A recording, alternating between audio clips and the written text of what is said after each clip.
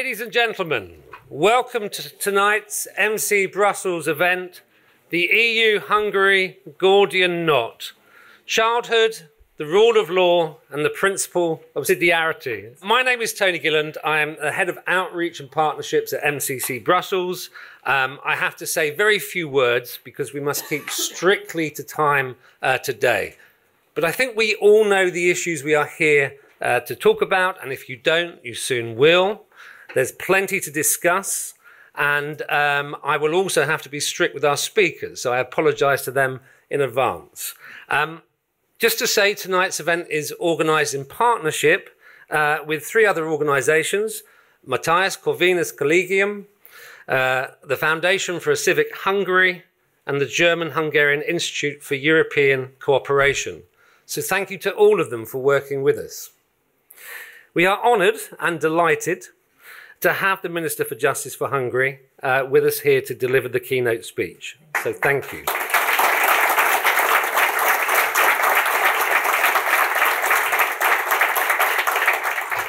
But before I invite Madam Minister to give that speech, we have two brief welcomes.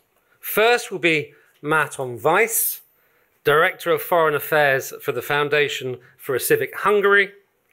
And second, we will have opening remarks from Dr. Zoltán Szalai, Director General Matthias Corvinus Collegium. So, without further ado, please, Márton, if you could take the stage. Ladies and gentlemen, dear guests, allow me to welcome everyone on tonight's event, especially a heartfelt welcome to Minister Varga and Minister Hende. It's an honor to have you here both.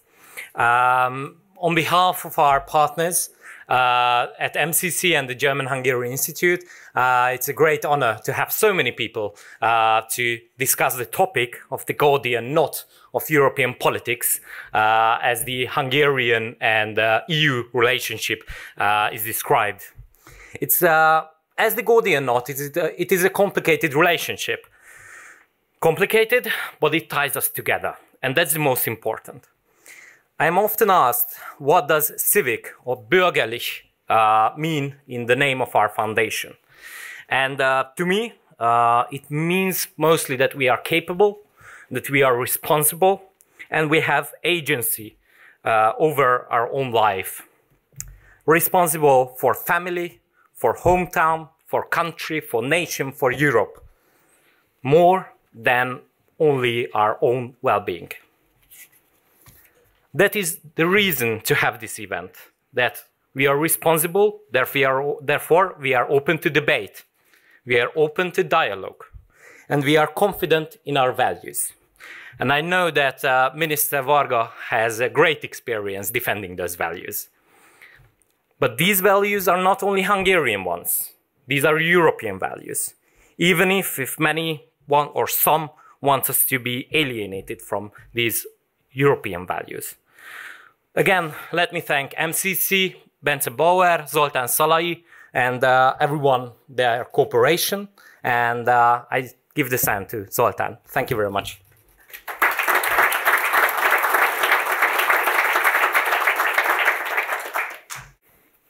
Distinguished ministers, ladies and gentlemen, dear guests, dear MCC students, welcome to the joint event of the Brussels Center of Matthias Corvinus Collegium, the German-Hungarian Institute of MCC, and the Foundation of Civic Hungary. It is my great pleasure and honor to welcome Judit Varga, Minister of Justice of the Government of Hungary. Thank you for accepting our invitation, and we will now have the opportunity to hear firsthand about the latest developments on the topic of today's discussions. One of the greatest figures in Hungarian history, Ferenc Deák, who paved the way for the reconciliation between Austria and Hungary, once said, "An unevenly buttoned waistcoat must be rebuttoned."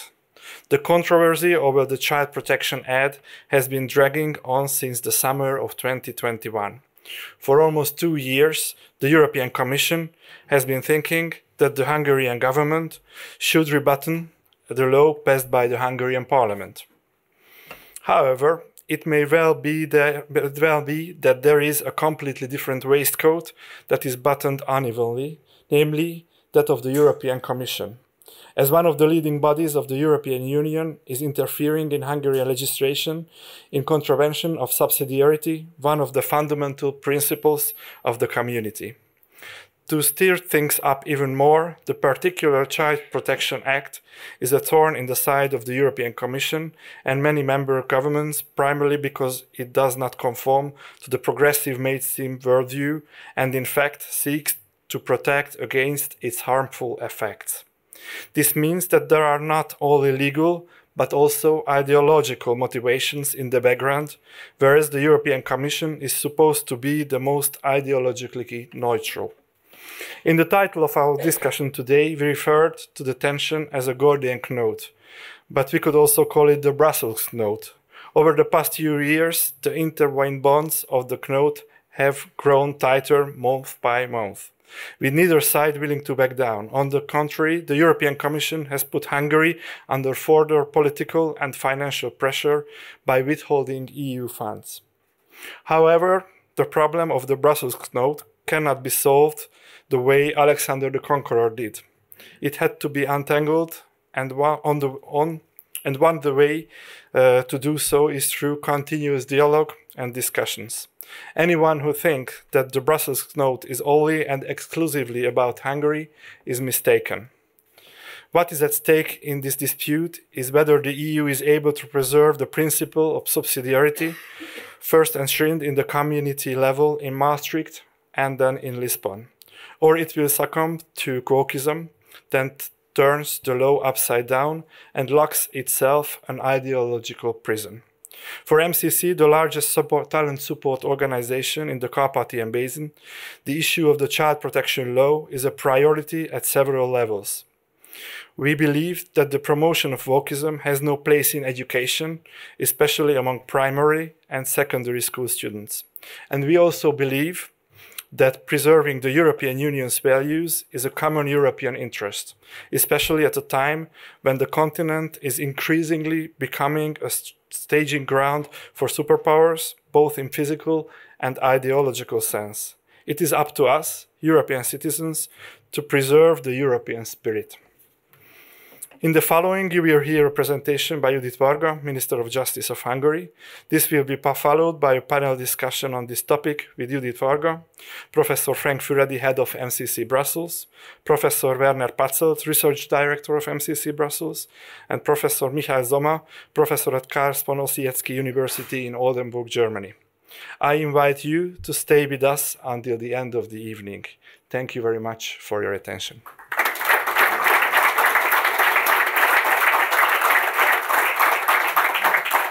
The Minister for Justice, Judit Varga, Minister of Justice since July 2019, and prior to that, if I'm correct, Minister of State for EU Relations. So supremely well qualified to talk to the subject that Zoltan's just introduced.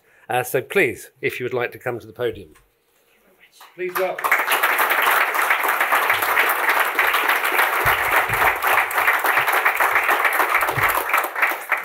Thank you very much, dear Minister, dear Zoltan, dear ladies and gentlemen. What a day this is for me, because I started my morning with Commissioner Reinders with the great news that technical level discussions are stamped. They were proofread by the Commission. Now it's up to the highest political level to decide.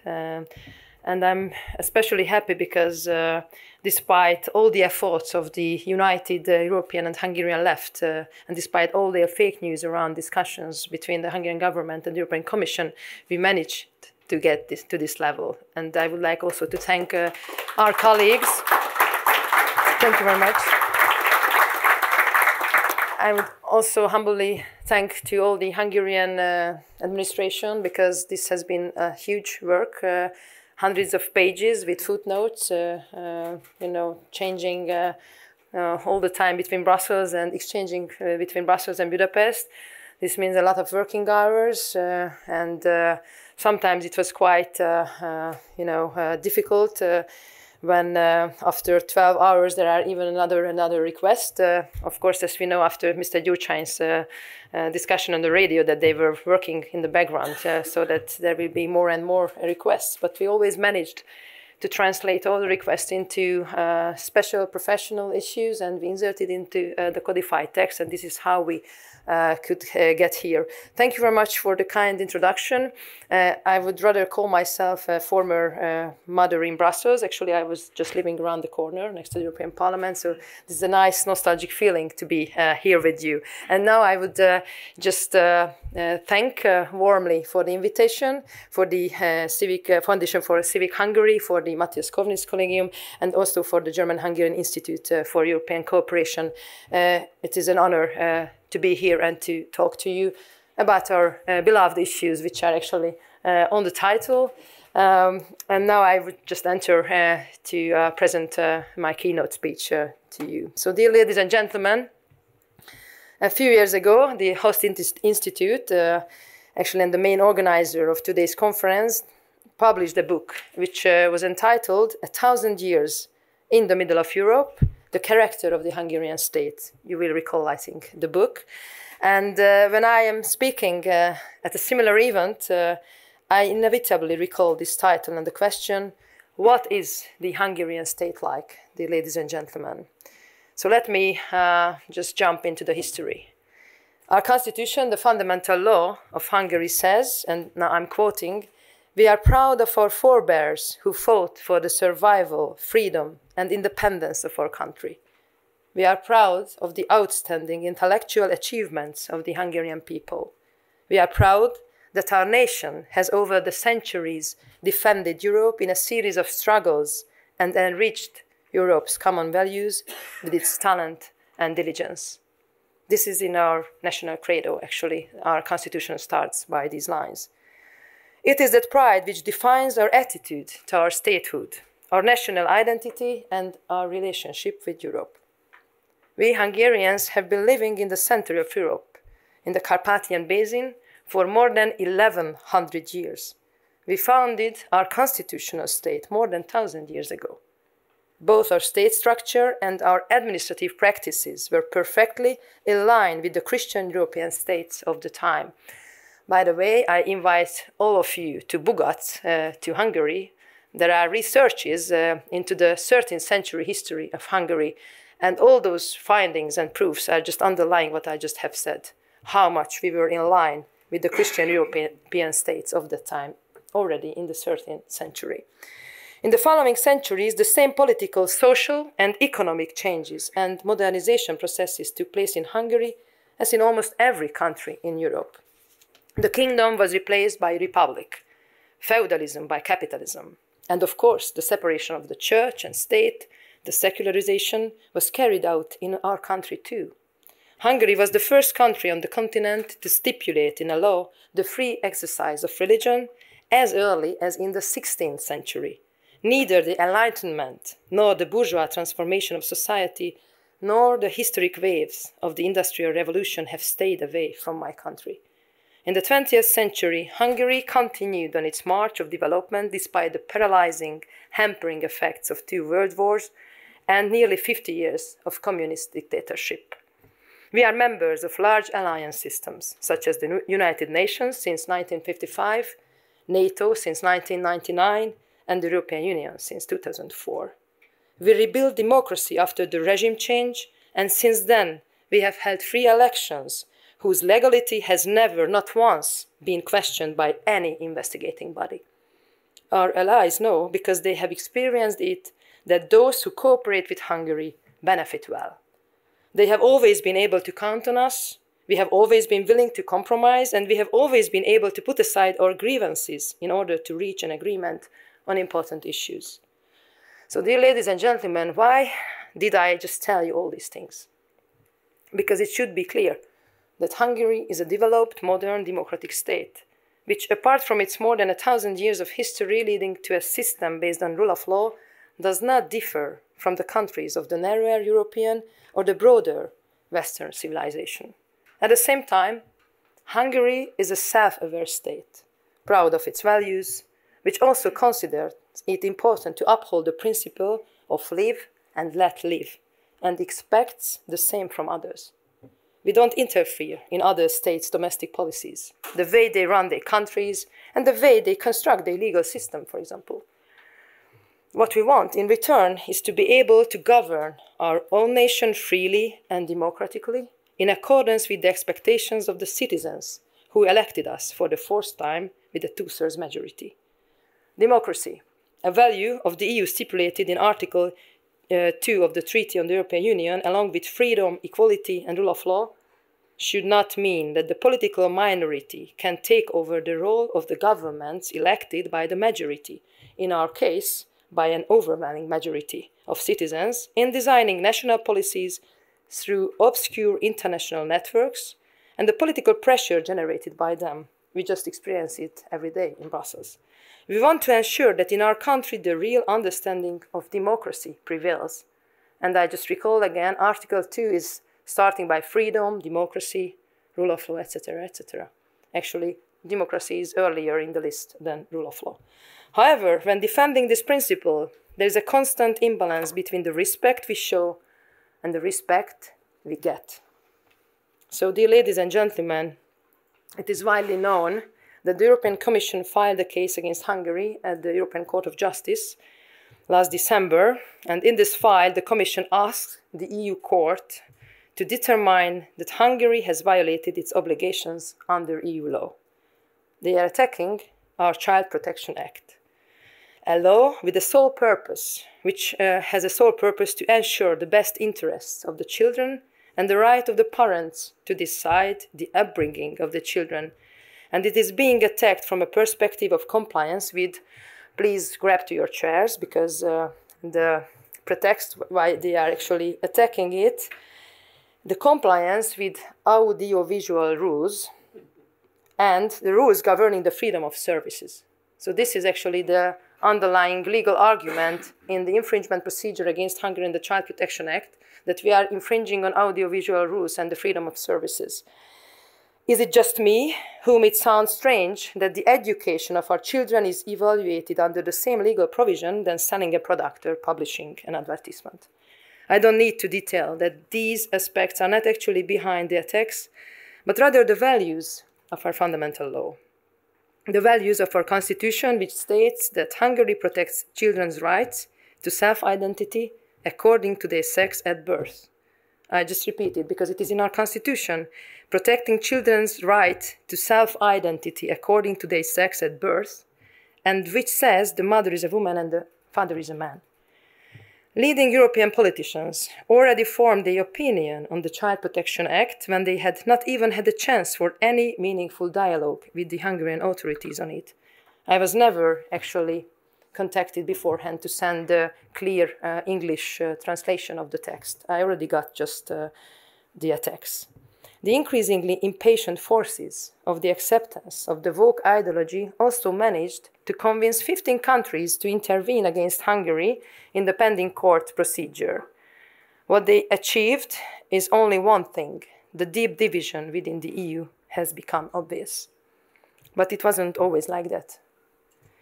3 or 4 terms of the European Commission ago, when the fate of European nations was in the hands of sovereign politicians, such situation could have never arisen. Chancellor Kohl, President Chirac, would have understood exactly what that particular sentence meant and why it was included in Hungary's fundamental law.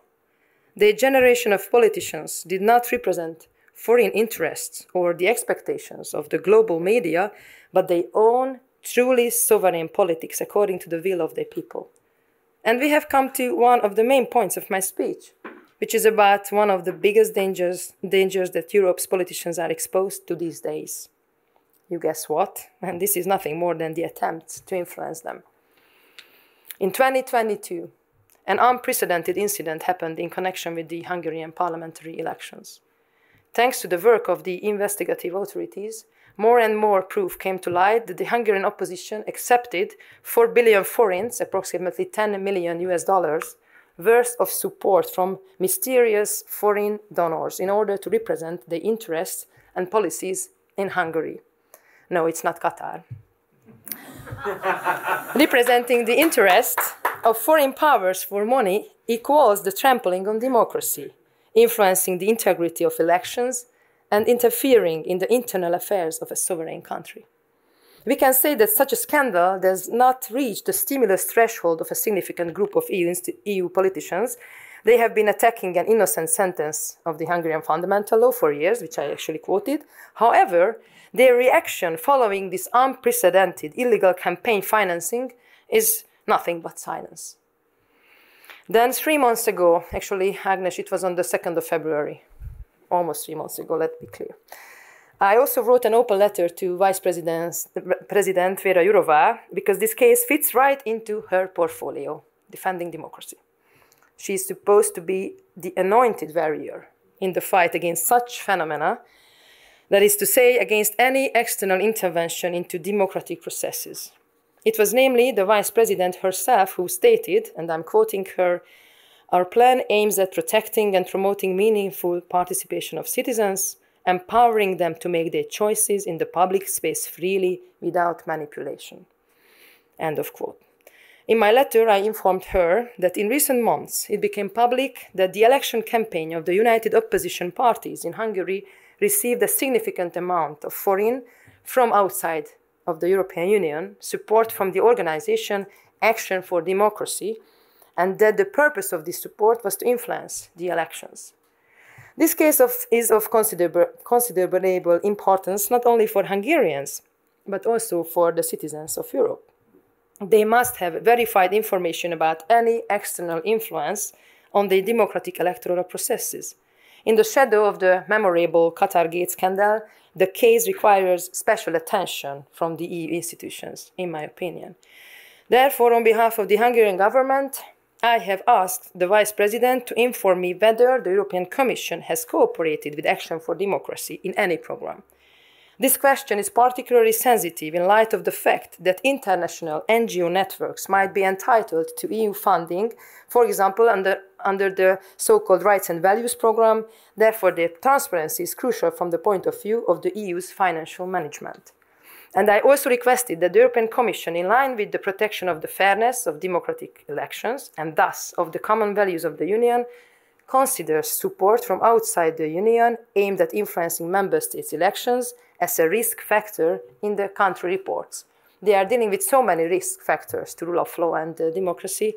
They should just insert it as a new risk factor, funding from outside the member state and funding from outside the European Union. So I just await Vice President Jourova's response impatiently, but with diminishing hope, because it is becoming increasingly clear to us that the Vice President does not feel it important to act in the face of real threats.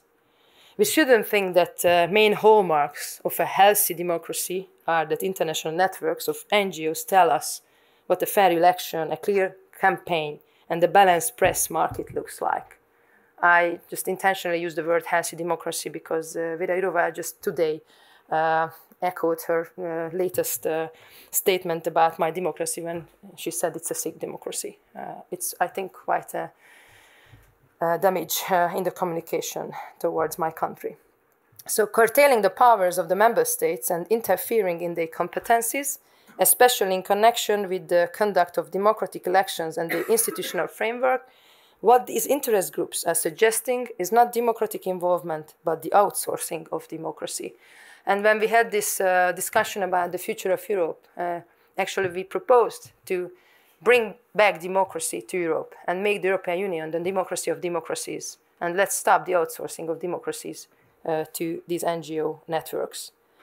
For me, as a proud defender of democracy and a conservative politician, it is clear if there are groups who wish to define national policies actively, it's no problem. They should create political parties, establish a political party, run in elections, and comply with the strict rules of management and transparency, and the very, very strict fiscal rules.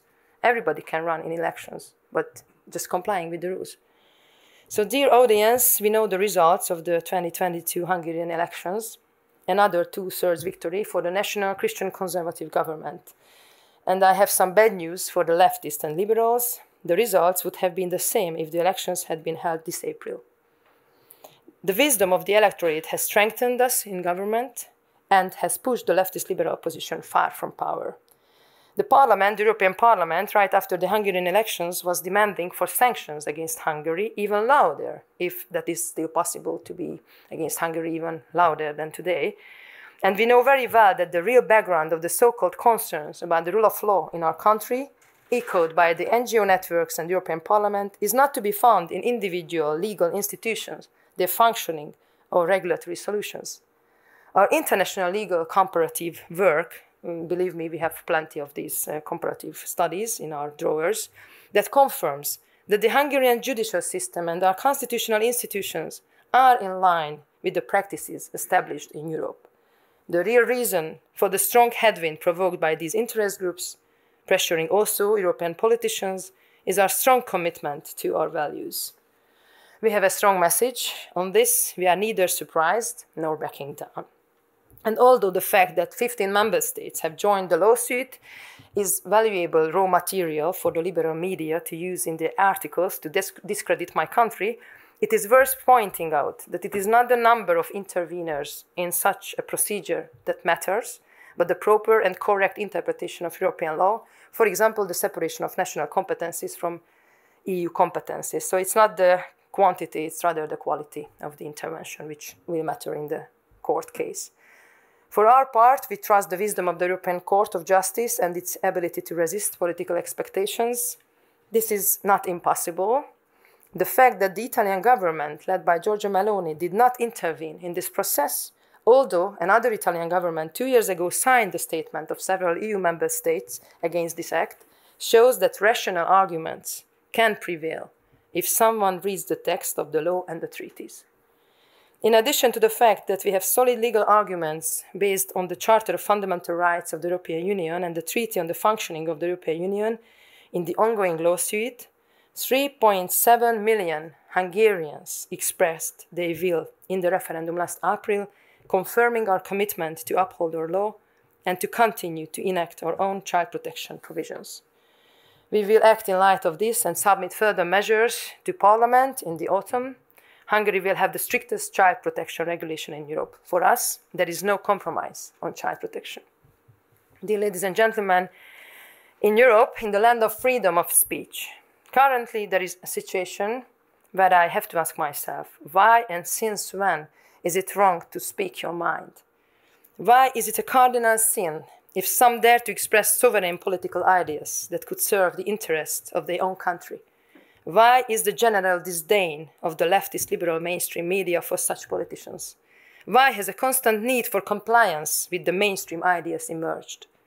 And even the leaders of our countries with a long history and considerable political and economic influence, such as, for example, the President of France, are no exception. President Macron made the mistake of daring to think and speak as a pragmatic pro-European politician. He said that Europe should not be America's vassal. And then, after his visit to China, spoke of the importance of Europe's strategic autonomy in the military and economic fields. We are familiar with this mechanism. We have been involved in it many times, and we wish Emmanuel Macron strength and endurance in this fight. Dear ladies and gentlemen, my final remarks are coming. There is a saying which is mistakenly attributed to Voltaire, which goes, "I disagree what you say, but I will defend to the death your right to say it." This idea, which was actually formulated at the beginning of the 20th century, not in the ages of Voltaire, should guide our values about respecting each other's opinion. Nevertheless, in 2023, we have to fight to make these principles a reality. But we will fight for them because although we are in an age of crisis, the European Union can never be in such crisis that would lead to the totalitarian hegemony of liberal opinion. We will never let this happen.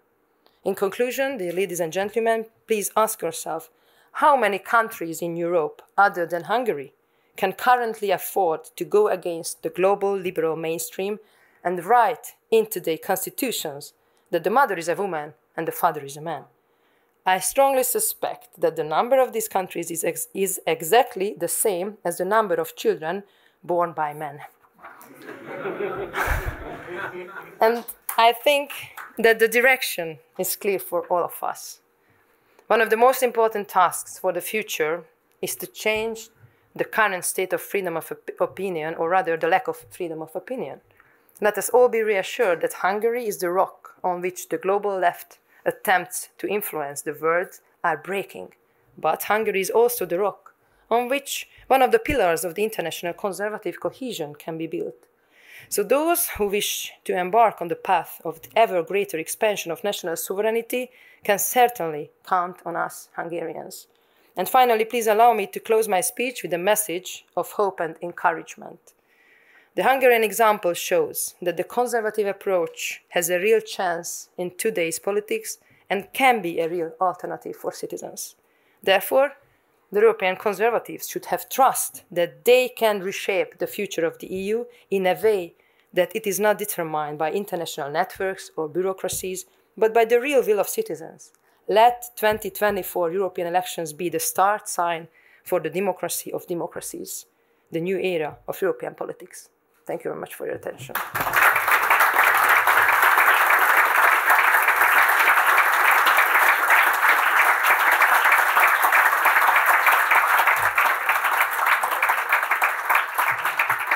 Okay, so thank you very much, Madam Minister, for a very insightful, wide-ranging and exciting speech. You can tell everyone enjoyed it very much. So we're now going to have our respondents to you. I'm going to ask them please to come up one at a time to speak from the podium, and then all four of us will gather on the panel for a discussion afterwards, if that's okay. So first to speak will be Professor Frank Furedi, Executive Director of MCC Brussels, Emeritus Professor of Sociology, and author of some 26 books.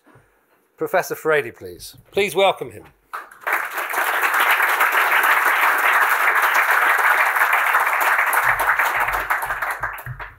That was a great speech, so it's difficult to follow that. I would just say that fortunately I'm not in the minister's position. I don't have to be as delicate and as diplomatic because I'm an academic. And all that I can say is that as an old man, I never imagined that one day I would have to argue about the question of who has the right to determine how a child is brought up. That we have to debate the fact that it should be somebody that's close to the child. It shouldn't be a decision that's made by bureaucrats aloof from the day-to-day experiences of family life. And yet, in the 21st century, we live in a world where people playing around with the law, making rules as they go along, make the decision that somehow we're going to tell the people of Hungary how to bring kids up. When you actually take a distance and reflect on this, it is really quite unprecedented in the whole ethos of democracy that that kind of intrusion into the private domain, into the bringing up of kids, is actually promoted in such an aggressive way. And even more importantly, I think it's a sign of the times of the dishonesty with which this is pursued. Because the people who want Hungarian children to be brought up according to the ethos of California are pretending that the issue of the rule of law is at stake. The other day I saw somebody tweet, an NGO, one of these NGOs that Judit Varga was talking about, basically saying, what a drag. We can't find a law that is being infringed directly by the Hungarian new law on children. We just can't find a law like that. So what are we going to do? And you know what they're going to do? They're going to make up a new law. I mean, there was a time when the rule of law actually meant something. The integrity of the judicial system, its independence from politics, was seen as sacrosanct.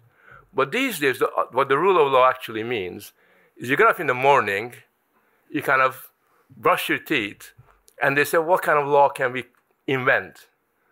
What kind of law can we create? So I was reading some of the rule makers, the lawmakers in the European Union, and basically they're talking about the fact that the terminology in Article 157 TFEU, I don't know what TFEU means. All right, yeah. In 1957, thank you very much, basically, in a very outdated way, actually says that medical and biological research suggests that there are only two sexes.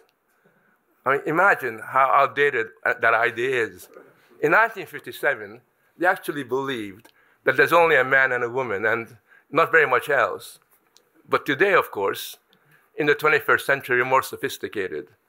We now know there is much more than that. So basically, what they're saying is basically we need a new definition of sex. Because with a new definition of sex, when we talk about equal pay, we no longer simply have to talk about equality between men and women, but anything that calls itself a gender. So basically what they're arguing for is let's make a law that adds to LGBTQ plus a few more letters, maybe X, Y, Z, something that we haven't really heard about it, and that would be the rule of law.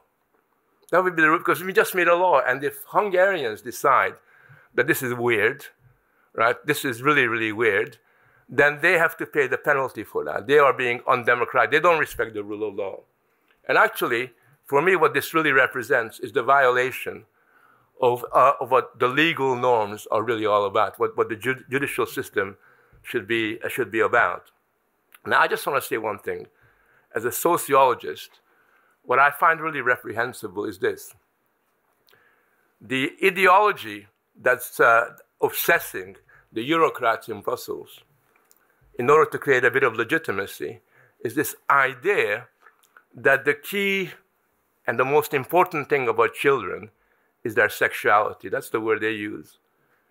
And this idea that sexuality is the most important thing that children have comes from this adult obsession with sexuality. And they think that a child's identity is determined not by their biology, it's not determined by their national culture or by their religion. Little Mary and little John, when they're 4 or 5, are principally determined and influenced by their sexuality. And therefore, what we need to do is to turn sexuality, which is an adult obsession, and recycle it through children, and turn that into a law with which we can change the European sort of landscape, cultural kind of landscape.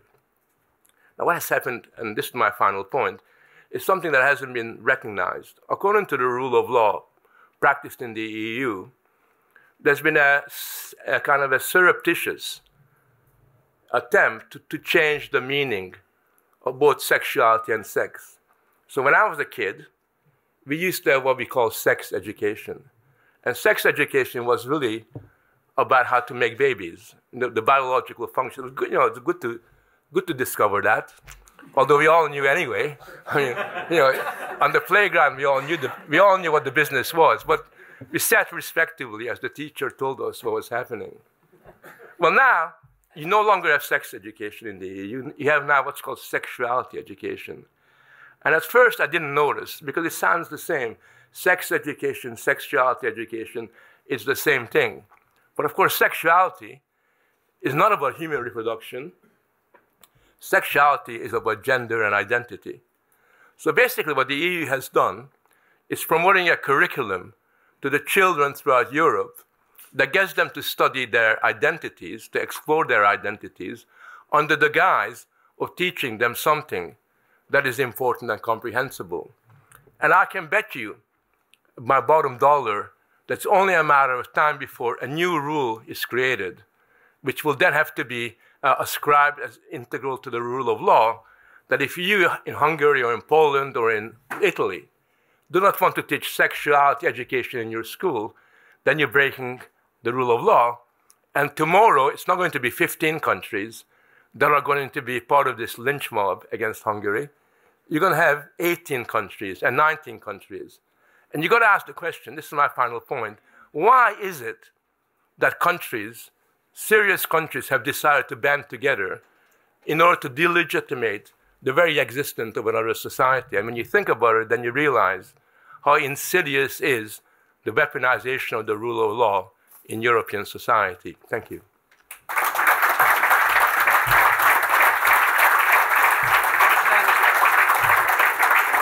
Okay, thank you very much, Professor Furedi. And next up, we have Professor Werner Patzelt, please, who is the Research Director at MCC Brussels and highly published Professor of Comparative Government. So, Professor Patzelt, if you could come up, please. Thank you. Please welcome.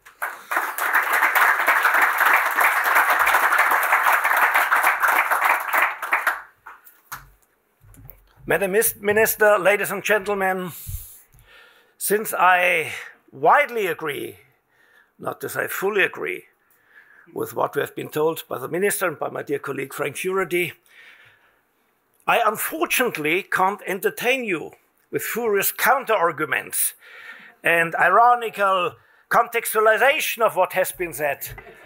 I only can bring to your attention 3 quite dry points. If I would be a more romantic person than I actually am, I would say it's really heartbreaking to see a thoroughly European country like Hungary happy to be part of the European Union after years under Soviet domination, proud to bear the legacy of European culture in the future, to see such a country treated by the European Union and many European states, including my own, namely Germany, seeing it treated as a constant violator of European law, as a throughoutly corrupt state, and as a defect democracy. If most of these things were true, this would be fine. But if you take a closer look, you see that many of these objections are based on missing information, on incorrect perception, and simply on unfairness, on the pleasure to please critics within and outside Hungary. This is simply unfair. And since it is a good rule of thumb to side with those who are treated unfairly, I think it's a good rule of thumb to side with Hungary in these discussions the country has with the European Union. My second dry point is, under such circumstances, it's not only appropriate to fight back, it is even important and necessary. The battle is not only the battle of the European Union and some of the member states like my own against Hungary. The battle is about the structure and the future of the European Union. The question is, do we really believe in the principle and in the value of subsidiarity? Do we really believe that people who govern themselves by representative democracy know better than external countries what might be in the best interest of a society? Should not be democracy about bringing to public attention and to forging laws out of it of what people in a country really prefer over possible alternatives? Isn't one of the goals of the European Union to protect democracy? Haven't the formerly states under Soviet rule returned to Europe happily because they wanted to see their democracies protected by the European Union? So if a European people decides to choose a different way than other European people think would be appropriate, what would be the proper task of the European Union? Fighting against the loner, so to speak, the maverick, or protecting the right of political and cultural diversity? So the issue is the principle of the European Union, subsidiarity, protecting democracy, protecting political and cultural diversity. And therefore it is so important that Hungary fights back, not by polemical arguments, but by breaking ideological questions down to technical issues where lawmaking, amending laws and so on can solve the problems, although those who are not really true friends of Hungary try to find ever more obstacles. Let us hope that this looking for more obstacles, that search for more obstacles, comes to an end quite soon, or even has come to an end. Let me come to my third point. The issues we are discussing in public usually are presented as technical issues of rule of law Those who violate the law need to be punished, therefore the conditionality mechanism and so on. But actually, this is only the translation of an ideological issue into a legal issue. The core point simply is that Hungarians dare to give expression to different ideological preferences than those who are preferred in other European countries. The problem is that Hungarians, or the majority of Hungarians, try to be conservative, not woke. No doubt it is legitimate to defend wokeism. No doubt it is legitimate to criticize so much of our European past and of injustice in gender and in religious issues and so on. No doubt about that. But nevertheless, it is equally legitimate to say, well, this and that are highly precious, valuable legacies from the past. Those are things we want to transport in the future. They have enriched our past, they will enrich the life of the next generations. And that a continent and a political suprasystem devoted to diversity is not willing to accept practice diversity within the European Union. This is scandalous. And we really need to resist all those attempts that try to make out of sovereign states, which have shared their sovereignty within the framework of the European Union, to transform them, to degrade them to mere member states. A sovereign country is much more than a member state, and a proud country like Hungary deserves to be much more than simply a member state. Thanks for your attention.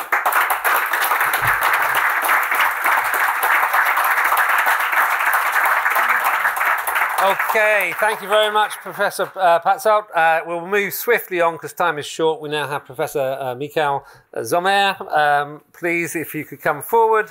And I apologise as I scruff from my notes from the Professor of Ancient History, Karl von Ossietzky, University of Oldenburg. Thank you.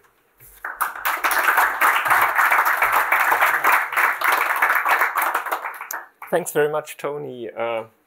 Dear Madam Minister, ladies and gentlemen, as you've said, I'm no biologist or sociologist, so I'm not in a position to talk about the Child Protection Act. I'm no lawyer, so I'm also not in a position to talk about the rule of law, and I'm no political scientist, so I'm not in a position to talk about subsidiarity, but I'm an ancient historian, and so it's probably my job to explain to you the Gordian knot and how it's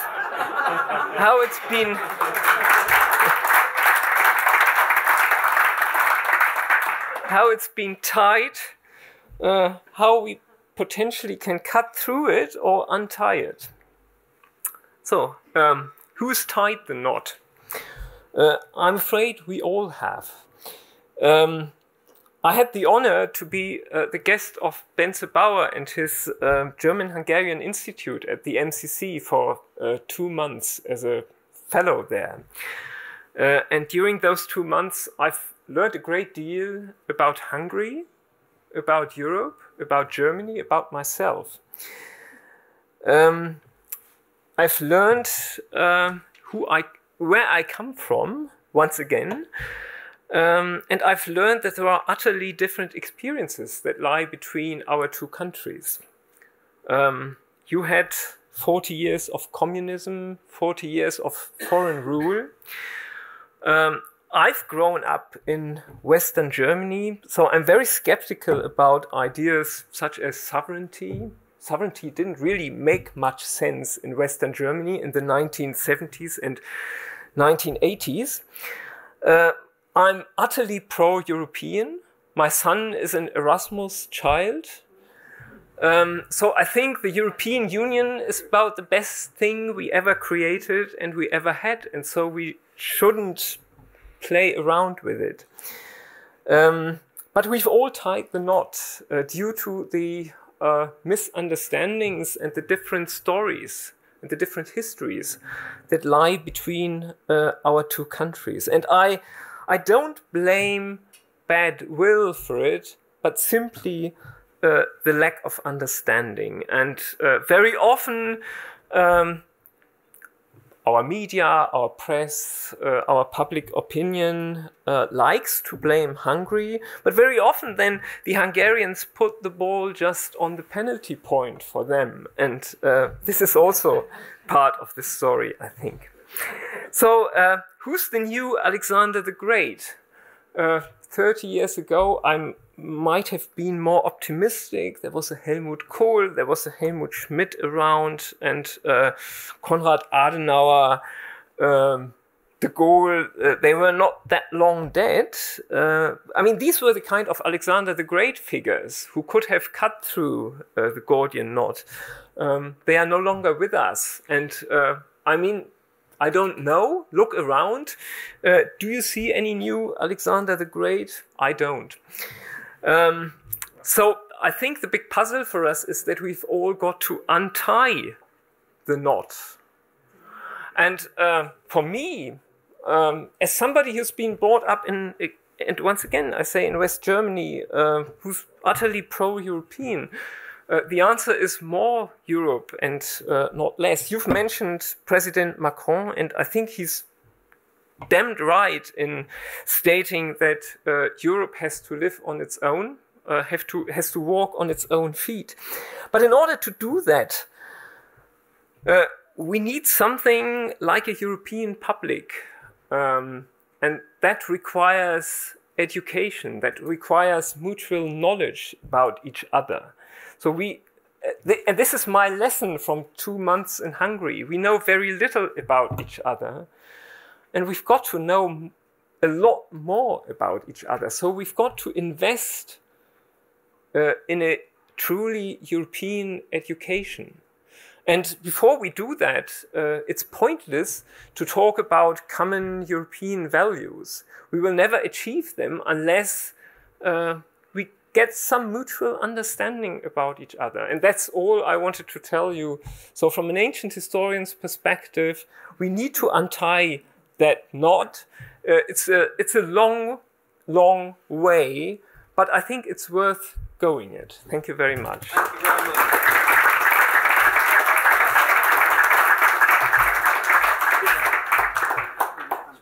Right, we've got 30 minutes for some discussion. I know there will be lots of questions. I want to ask you a couple of things first of all, though, because I think the note that Professor Sommer just finished on was really, really interesting. And I'd like to know, particularly Minister Varga, first of all, give you a chance to respond. When he talks about misunderstandings, maybe this is all about misunderstandings and different histories, and that maybe if we all understood each other better, we could untie this knot. What's your take on that? Thank you very much. And you are reading my mind, actually, because I just wanted to start my answer, whatever the question would have been. Recapping where Professor Sommer finished. It is not 30 days experience in Hungary, but 9 years experience in Brussels, which tells the same to me, that we should start by teaching history to each other. And here, some extra from a Hungarian perspective. We also know that we citizens in Central Europe, we were brought up, especially my generation and the generations who are older than me, that 50% of the curriculum was about Western history, Western culture, Western literature. Even at the law school, I learned so much about Western constitutions, and 50% our own. But when I started to live here in Brussels and my sons were scholarized in Belgian schools, actually what I saw that the 24 hours which is at our disposal to spend our day with something, the Western countries, they are rather using these 24 hours of learning to have different perspectives, because the direction of aspiration is so different, and you learn more about Congo, about Indonesia. You don't really look towards the West from the point where you are actually standing in Europe. And this is my message for you, that we should learn, also Hungarians, how to look towards the East from the point where we are in Europe. And maybe understanding could be better because there's a clear lack and disproportionality of arms when I'm discussing rule of law issues with some Western politicians. They really lack the background knowledge, which I know about them. They don't know as much about me. This should be rectified. For more understanding of Hungary. Yes, yes, of course. Okay, no, absolutely great. About Central Europe. Professor Furedi. Are we allowed to disagree? Absolutely. Yeah. Well, I don't think that what Professor Sommer said about a misunderstanding corresponds to reality. I think people that have been attacking Hungary understand fully well what is it that they don't like. They don't like the kind of traditionalist, conservative political approach of Hungary. They think that that's a cultural crime in many ways. And therefore, they've targeted Hungary not accidentally, not because they're not intelligent or they have psychological problems, but because they see that as being a major threat to their way of life. And one of the reasons why they hate Prime Minister Orbán in particular is because the ideals that he represents actually correspond to the outlook of many normal people in Germany, many normal people in England, many normal people all over Europe. I also think that the idea of a European public would be a disaster, a complete disaster, because the public, if you know our political theory, implies the constitution of citizens who are essentially voting and discussing and debating for a particular kind of government or for a particular kind of political body. There is no European demos. And if there was a European demos, it would be only created on the basis of destroying all the different cultural national norms. And the point that I think is being overlooked here that's really crucially important is that there is nothing wrong with us having different views. We don't need to all think the same thing. We don't need to have a European ideology, because the beauty of Europe, and one of the most fundamental values of Europe, is that Europe consists of many, many nations with many, many different cultural values. And the beauty of Europe is that when I go to France or Spain or Portugal, I learn so much, not because I want to be like them, but because I understand something about myself through the fact that they look at the world differently. Just as the way you learn about your own language is about learning another language. You know, I speak English really well, I think, merely because I learned French, and I speak a little bit of Hungarian. These things help me to learn who I am. Similarly, we learn about each other in that kind of a way, and it seems to me that the federalist impulse of more Europe is the last thing that we need. You know, more Europe means of turning into all the different parts of Europe into colonies, and that would be, for me, a major, major setback. I say this in good spirit. You know, we are allowed to disagree on some of these things, but I just hope that the different nations in Europe learn the value of sovereignty as something that is foundational. It is really foundational to anything that underpins Western civilization.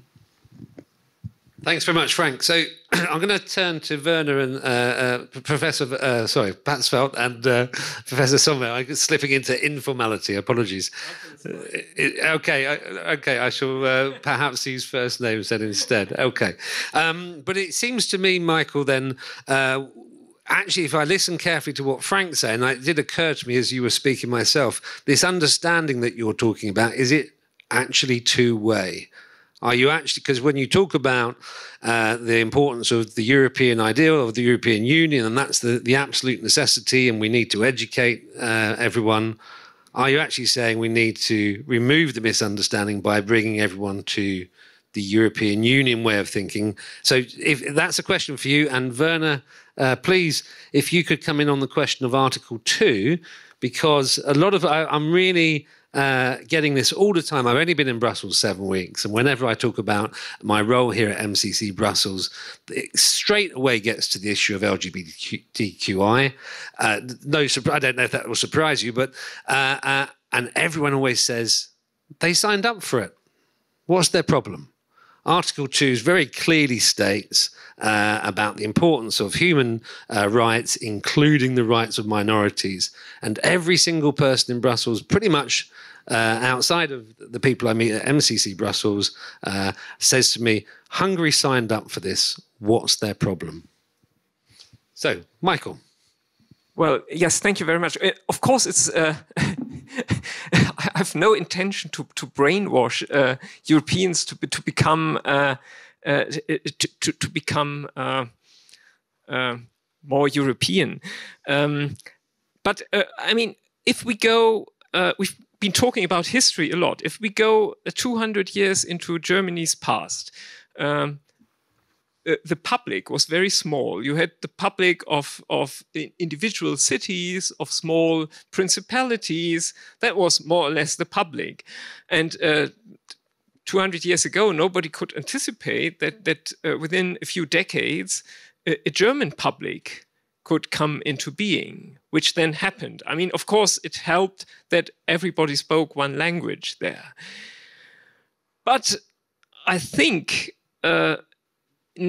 various democratic national publics and a European public are not mutually exclusive. So I'm coming from a federalist country, and federalism is also a product of our history, one of the brighter products, I may say.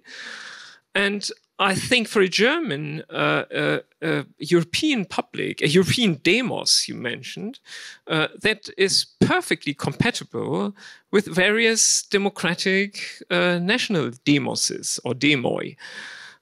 So this is my ideal. Add something on top of the nation states we've got, and we get more agency back to Europe. Okay, thanks very much. And Werner, please, anything you want to comment on, but keep it, if we can be reasonably succinct. But I am interested in your response to my conundrum, the problem I've been confronted with. Well, whenever one speaks about minority rights, it makes a significant difference whether you are the minority or not. See, for a long period of time in Europe, there has been no leftist, wokish, greenish, intellectual, cultural hegemony. So, when I was younger with longer hair, of course I was a minority. I belonged to the minority of the progressives. Frank was even a communist at that time.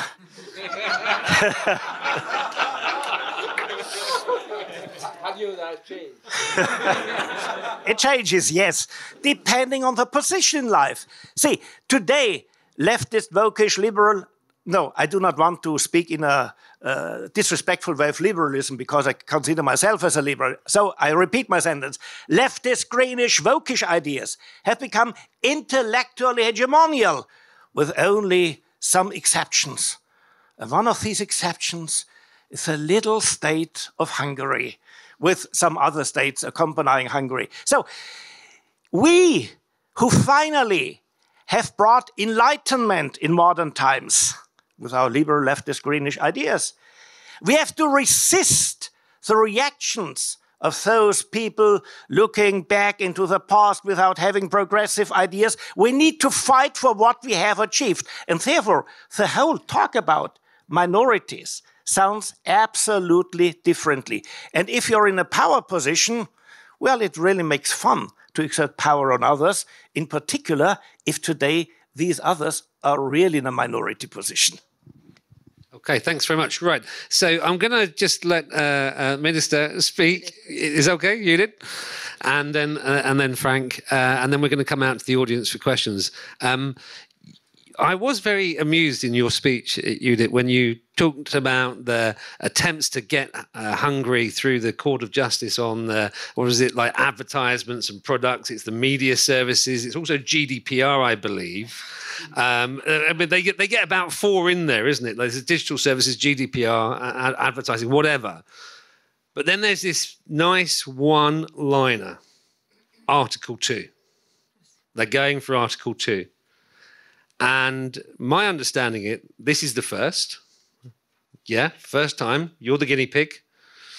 You've been lined up. I really would like to know your answer to this point that presumably not everyone, but those 15 member countries, sorry, those member states who have joined in, they're saying, no, really, you signed up for this.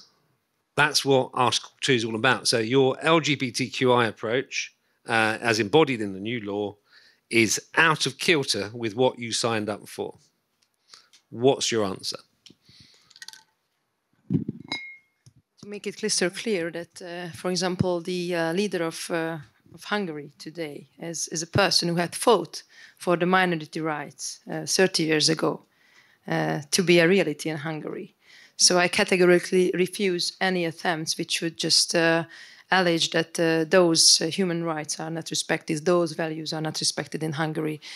We are protecting minorities and the anti-discrimination laws are at the constitutional, criminal and civil law level, highly guaranteed in my country. So this is a very important statement just to start with.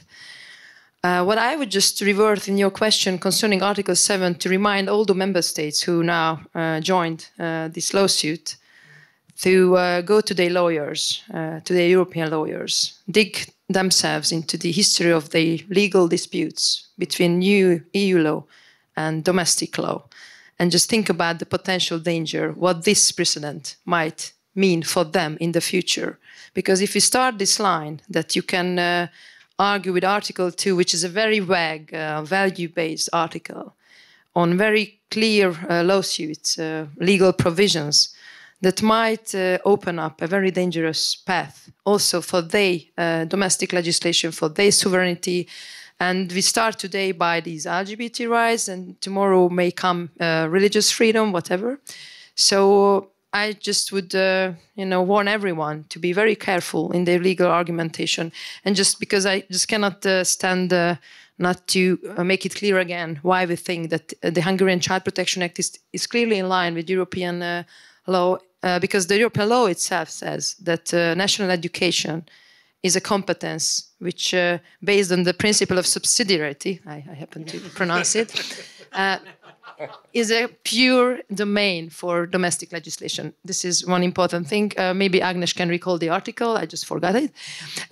And the second very important thing, that Article 14 of the Charter of Fundamental Rights of the European Union says that it is the right of the parent to determine the education of the child in line with domestic law and also in line with their philosophical, pedagogical and religious convictions. What else do we need to prove that there is no harm to EU law or EU values of this Hungarian Child Protection Act? Of course, the whole infringement procedure, the documents are sweating. Sorry to use this Hungarian term. We use it when you are trying to find something. I think Frank threw that point. So there are 50 pages of documents recalling all the articles on the freedom of services, movements. But yes, because there is no law which would be infringed. But when there is any European law to recall, it is actually even supporting the Hungarian idea. So this is my take on that. Thank you very much. Thank you very much. Frank? Yeah, I think that's absolutely right. I think it should also be said that when Hungary signed up for joining the EU, Hungary didn't sign up to accept every idiotic thing that will be passed 20, 30, 40 years later. And there's no God-given reason. They signed up to something that was very, very different at that time. And I think it's important to explain that. It's important to explain that because there's an assumption that there's only one narrative. There's only one narrative that's acceptable, and anything else is somehow a violation of those norms. I had this experience 3 days ago when I was in Paris, where the journalist comes up to me, and this is a typical experience, and the journalist says, "Professor Furedi, what do you think of Hungary's anti-LGBTQ law?" And I says, "Why is it anti-anything?" When I read the law, it doesn't say anti-LGBTQ. That's not what the law says.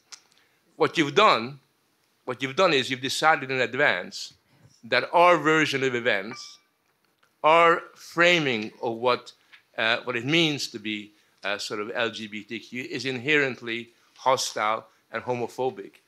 In other words, you've already loaded the dice. Because how can I answer? When I answer the question, it's like answering the question, do you beat your wife? Right? The only you can say no, and you sound defensive. Right? I mean, similarly, if I say, no, it's not anti, the minute I do that, right, I'm backpedaling, I'm on a wrong foot. So we have to learn to question the language they use. That the language they use is inherently subversive. It tries to subvert what we're about. And all too often, we naively sort of don't listen to the words instead of turning it around and say, I thought you were independent media. I thought you were a neutral journalist. Why is it that you already decided what you're going to write? Okay. Thanks very much, Frank. So now, please, if we could have the roving microphones, we're going to take some questions. I'm going to take 3 at a time. Please be as succinct as you can. And if we could have the first microphone straight down the middle to this lady here in the pink. Could you please raise your hand if you wish to speak after this lady here? Oh, wow. The speakers have stunned the audience into silence on these controversial questions. I can't believe it. But yes, please. So, hello, my name is Anne-Laure Mondésert. I'm a journalist with Agence France Presse, AFP News Agency. I have a question for Minister Varga about the technical agreement that you mentioned this morning in your tweet. So I just wanted to know what kind of expectations you have now in terms of disbursement of EU funds, and are you confident that the cohesion funds or the money for the recovery plan will be disbursed? Thank you. Okay, thank you very much. I'll just collect another couple. People have had time to think, and please feel free to make a brief comment. So, who would like to speak? I am really shocked. This has not happened before. Okay, so in which case, I will. Please. Thanks. My name is David Hamory, and my question would relate to the Russia-Ukraine war. And my question is that it is really interesting to see that in the European Union, only Hungary is promoting the peace. And as far as I know, other countries are promoting the weapon delivery. And is it possible that in the future this kind of trend are going to change and other countries are going to say that peace should be supported, and if we are support the weapon delivery, it will not force the peace in this kind of conflict? Thank you very much. Okay, thank you very much. And do we have another one before we come back to the speakers? Okay, well, I've got loads. I'm just curious as to why. Do they all agree with you, or? She's very convincing. You're very convincing. Your option is good. Okay, so Judit, if you'd like to go first, please. Well, thank you very much. Actually, I just would like to recall that diversity. Europe is actually united in diversity. So I would like to just somehow add to my first answer that I also agree with you, Frank. My answer was an operative one. In negotiations, it's very difficult to argue with rule of law definitions when they don't think that my country has a history of rule of law, even throughout the centuries. But of course, what you said, that yes, just forgot to be the diverse continent of sovereign nations, which I think is the core value why we became the best part of the world. So coming back to the very question of the day, the big elephant in every room today for Hungary, the technical agreement means that we are, in a process. We also had to learn how to this language of European processes, because we Hungarians we prefer doing our, what you can do today, just finish it today and don't have processes. But after 10 years of European law and politics here and trialogues and everything, I just got used to this. So in process, we need also the mutual trust and the building of this mutual trust. So once one party in the procedure, made our homework, 120% our homework, we also need, some approval of, yes, this part of the process is having results and bringing results. And this is why I'm so happy to say that at least this very, very long work of the drafting, which is technically speaking a daily routine of correspondence with text, legal text with the services of the Commission. And whenever we reached the political level, then I came here to Brussels. I shook hands with Mr. Reinders, and he said, okay, there are no outstanding political issues anymore. Then we went to the technical level. This happened actually at the end of February, early March. Then we had the technical detailed questions. And today, actually, the commissioner said, I'm fine with this text now. So I'm putting it up for political approval. And this is already very important, because just to give you some hint and some example, when we are talking about technical discussions, we are, for example, dealing with the perceptions of the law in different nation states. For example, in Hungary, if I say that there is a resolution, I know that the resolution is one type of law, but it's not all the laws are resolutions, but all resolutions are laws. But this is not clear to someone who is actually educated in the Spanish or the French legal system. So these wordings are so tiring also for a lawyer, and also for the Commission services. So I appreciate the human power which they also put into this procedure, because there must be also a professional mutual understanding on the way that we can also mutually trust each other, that what I put down into the Hungarian codified text will reflect your political request and will. This is very, very long and time-consuming and monotonous work, which I prefer working with ladies on this, actually. Sorry, just a joke. But when it comes to the political approval now, we can say that the ball is on the pitch of the European Commission.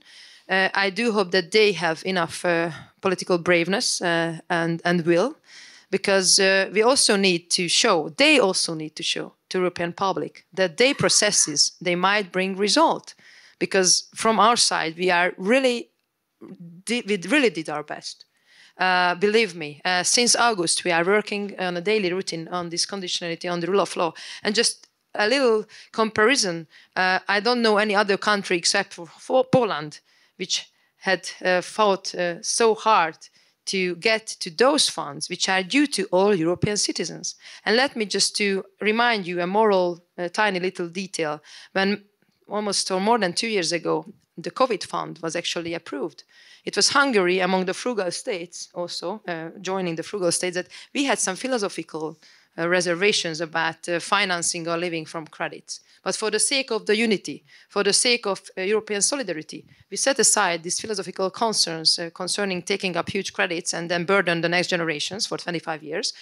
But of course, for the sake to help other member states who were really struggling with economic crisis after COVID, we gave our vote. We ratified later on. And also von der Leyen actually promised us a swift approval. And what we see, an uneven distribution of those funds to which all countries are entitled, all citizens entitled. And in the case of Hungary and Poland, the mother did not get the money, but my children will be paying it back. Also, just a moral, tiny little detail in the name of European values, democracy, fairness, freedom, etc. And on plus, we did our best. So I do hope that despite this very, let me use the word insane, effort of the European left in the European Parliament, they are so frustrated, and the louder they are, the more sure I am that we are on the right path, because we are doing something really well, because they are frustrated that we will achieve some success in the process. So I do believe that thanks to this result today, we can keep the time schedule what Mr. Navracsics also put forward.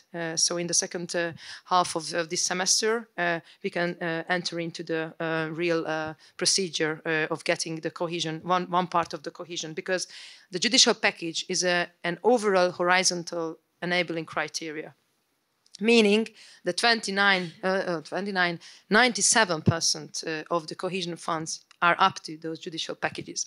Now I'm making some round trips in the country, meeting almost every judges in the country, explaining them why we are doing this to them, because it's not my motivation, it's not my idea. It is actually for the sake of the 27 billion euros.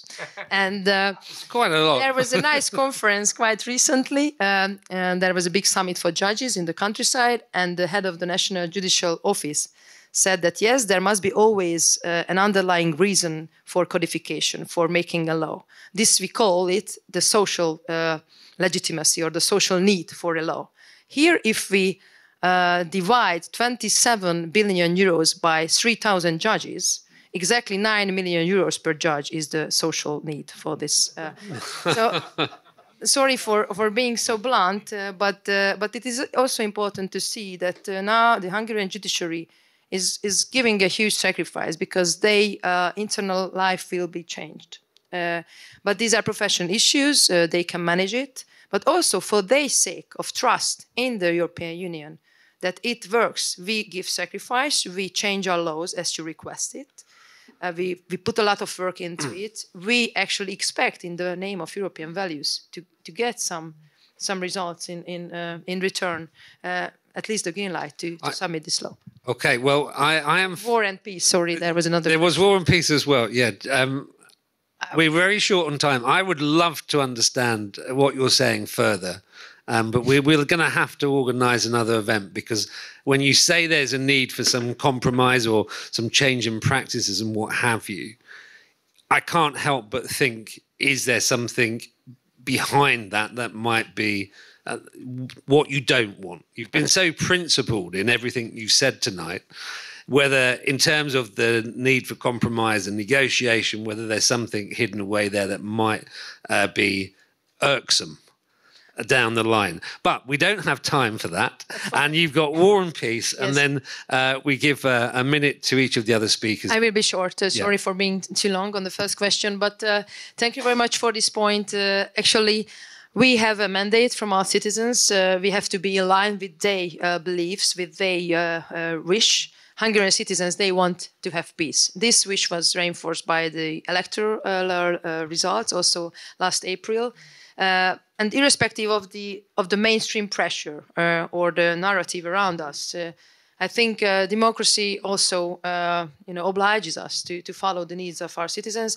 And as a politician, I have the pleasure to echo this everywhere, in every fora where we are going. And I do hope that more and more politicians, actually quite recently I heard big names entering also this idea of having immediate ceasefire, entering into peace talks, because this is the only way how we can save lives, not vice versa, sending weapons. So this is our position, and thank you very much for...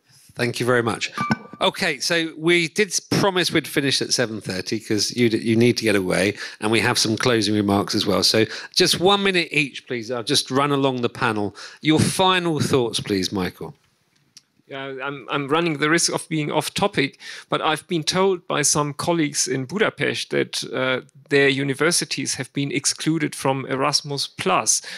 And I mean, I think this is simply utterly stupid, because those students shouldn't suffer from the Gordian knot being so tight. And after all, they may be the ones who untie it one day. So please give free those funds for Erasmus Plus and the Hungarian universities. Thank you.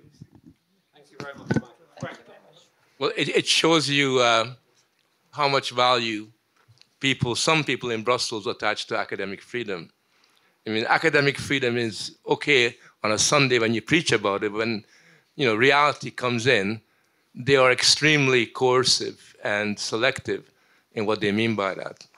I just want to say one thing that is really quite important. I'm delighted that we had this fiery speech from a Hungarian politician, and it demonstrates that our politicians are of a higher intellectual quality than is the norm in many, many parts of Europe. Of course, the bar is very low. So, but that's, but what I'm really... My husband. But what I'm really want to say is this. This is a really important discussion, not just for Hungary and not even for Europe. It's an important discussion because we're talking about the future of children. We're talking about the values that young people will internalize as they make their way in the world. And when we talk about children, we're talking about the future of Europe. It's the new generations, the ones that are going to become leaders in the future. And we have a responsibility. We have a responsibility as sensible adults to make sure that we set them on the right path. And I think that the fact that some countries are not allowed to do the most elementary, the most fundamental duty to the younger generations in their own way is a statement about the way that some people in Brussels imagine they make their way in the world. And for me, children are more important than any of the big principles. It's more important than all the processes. Children got to come first. And I think as long as Hungary demonstrates that it takes child rearing seriously, not just as an add-on extra, I think the Hungarian way of life will have sufficient appeal to the rest of the continent, because they too will see that the necessity for giving strength to their children is just as much of a problem in Sweden or Norway or Finland as it is to Hungary. Thank you, Frank. Werner. Well, to Hungarians, my concluding remarks would be steady on. Steady on. With patience, not behaving like the opponent of Hungary, oriented towards pragmatism and having in mind goals which to achieve takes not only years but decades. Therefore, no short-range opportunism can come across your way. And to the non-Hungarians, I would say, well, take Hungary seriously. It is not adequate to talk about Hungary in small talk conversations if you need somebody to put blame on, if you need somebody to show that you're morally superior. Take Hungary seriously. Try to get informed about Hungary. What you do not understand, try to understand. There is no need to agree with Hungarians, but there is need to understand why they are doing what they are doing. And if you're on this track, steady on. So, Madam Minister, dear ladies and gentlemen, I have very short concluding remarks in 3 steps. What I learned today, why Hungary is such a thrilling place, and what are my conclusions, personally, my conclusions of today. The debates about Hungary are the debates of our Europe today. These are the questions of nation and state, sovereignty and subsidiarity, migration and the demographic challenge, how to raise up our kids. It's a question of national identity and European identity as well.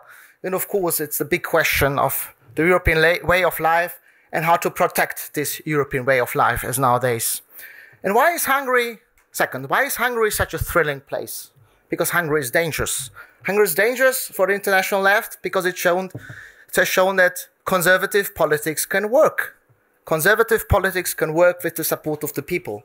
And this is quite unique nowadays, Europe. And thirdly, my conclusions, we need to learn much more from each other. We need to explain more our policies and our politics. We have to build trust and offer trust-building measures. And we have to be present in Brussels with events like such today. And we have to stimulate the debate. So to stimulate the debate furthermore, I invite you for a small reception outside and have a great evening. Thank you very much for coming.